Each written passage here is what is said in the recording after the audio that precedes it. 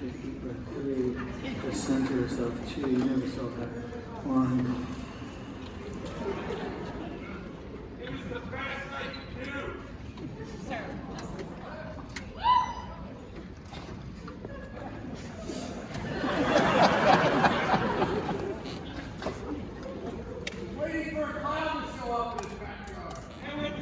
No, but what is he talking about Mountain Dew for?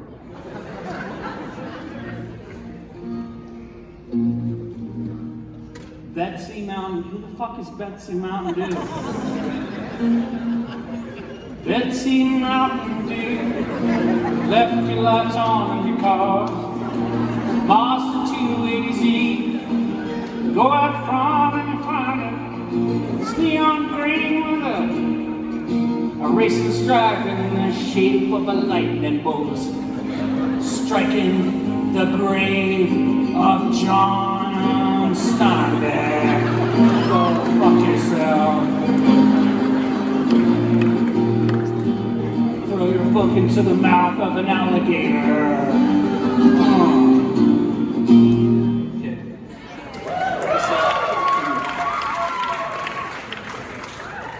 I wrote the next couple of songs I wrote when I was going through a very I was going through a very public divorce, and at the same time my brother was dying, and I kept that to myself, and that was really that was a very difficult thing for me to do, and like the stack of dominoes, that bad decisions and being a hypersensitive person and not knowing how to always make the right decision led me into this place where I think I was looking for some way out. And when I look back at the time that I was releasing the record that I put out then, I had fallen madly in love with someone else. Someone else who was born not far from here, and I lost my brother on the last day of the last show while I was on stage of the record that I made during this. And if that wasn't enough, I lost my sobriety before that. I ended up losing, rightfully so, this person that, even though I was going through this terrible, very painful, very unnecessarily public thing, and I've always been a private person because my music tells enough of the stories, not to mention being wrongly being called a lech, which made me sick to my stomach and hurt my family. But the crazy thing is I didn't back off of the record. It's like that record was there waiting for me to tell me something about myself.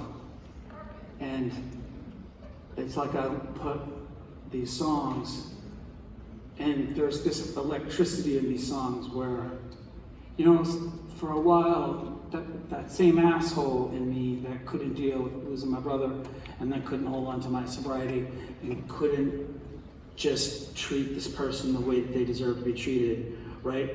It's the same thing that tells you, don't play those songs, or don't release them, or don't fall in love with them. But in them, I hear the little bit of life that I was being so fortunate. I was so fortunate that I had an embarrassment of riches of hope being given to me in a time when I was falling apart and I was just a piece of shit. And inside of these songs, this beautiful thing, I always dream about it, it'll always be gone, rightfully so, but there's this spark.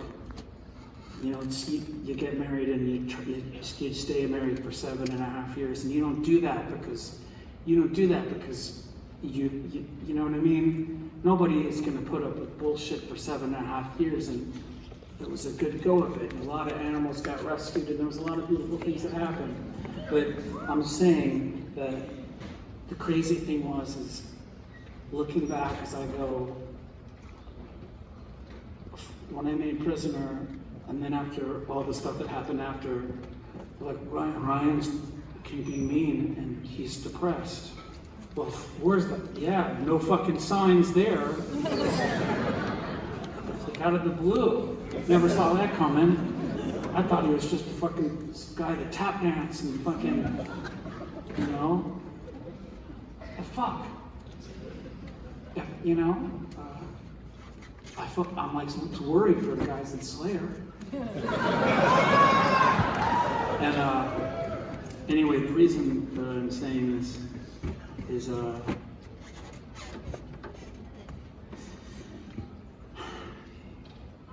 I didn't think I could.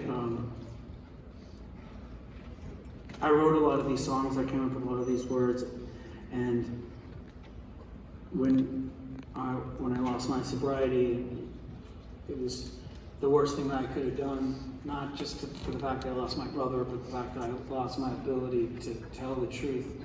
And I think that that's how these songs work. And in truth, in these songs is there's somebody that I'm never gonna see their face ever. I'm never gonna hear their voice again. I'm never gonna know them again. Somebody that was more punk rock than the Sex Pistols in her own way. And I just want to say that I'm grateful. I'm grateful that somebody went through the trouble of seeing a broken person and knowing that they were probably going to get the raw end of the deal and still hung in there to save the life of somebody that was gonna die and probably leaving me as, you know, why I was able to get sober again. And it'll be 3 years in September, and my life has changed dramatically.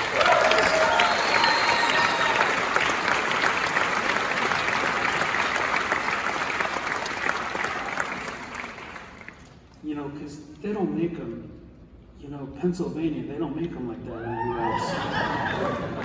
I've been all over the world, and trust me, those Pennsylvania girls, they're so beautiful, but if you fuck up and they just give you that one look,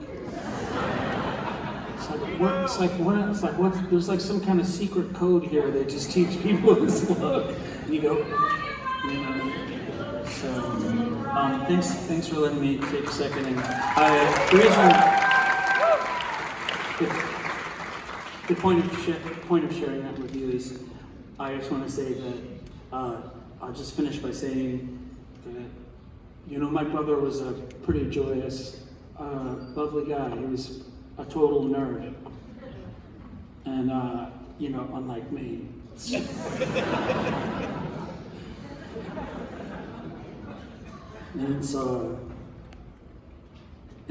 It's a complicated thing. And so the thing is when I lost Chris and I was losing him, he told me I'm fine and said it was something else. That's what my brother did for me. He would lie to make it okay.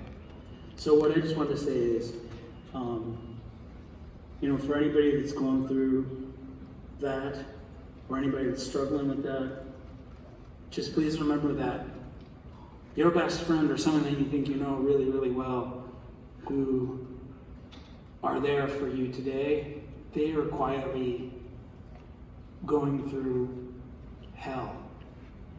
Everybody that you know are secretly going through something.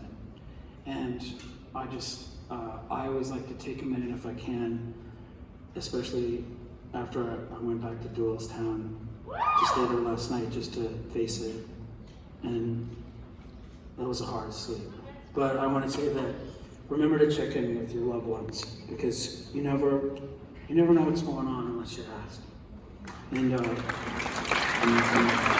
anyway.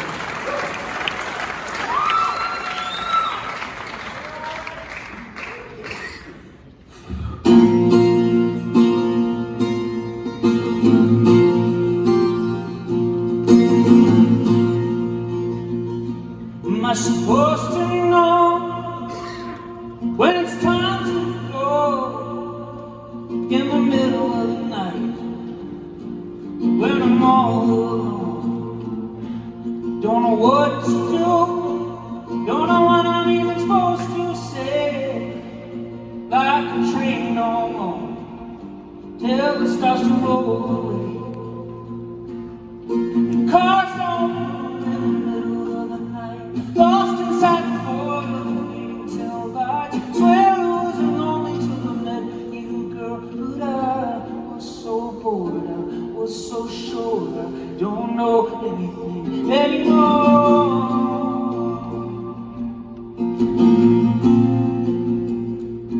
I got this aching in my chest, rolling around like a pile of bones in a broken little box that looks a lot like you.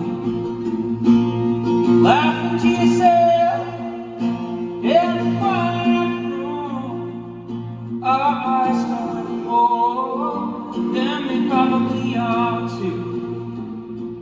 The cars don't move, lost inside the void of the tail lights. Swear I wasn't lonely till I met you, girl, but I was so bored, I was so sure, I was so bored, I was so sure, I was so bored, I was so sure, I don't know anything anymore.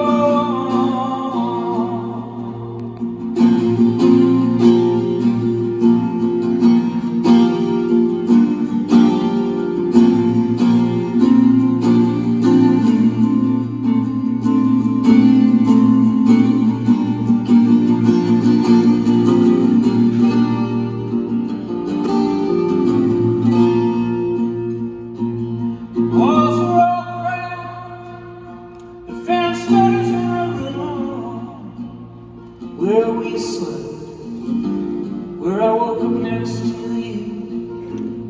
Sometimes a man don't know where he's supposed to walk away. I feel the rumble in the morning, I feel like an outbound train.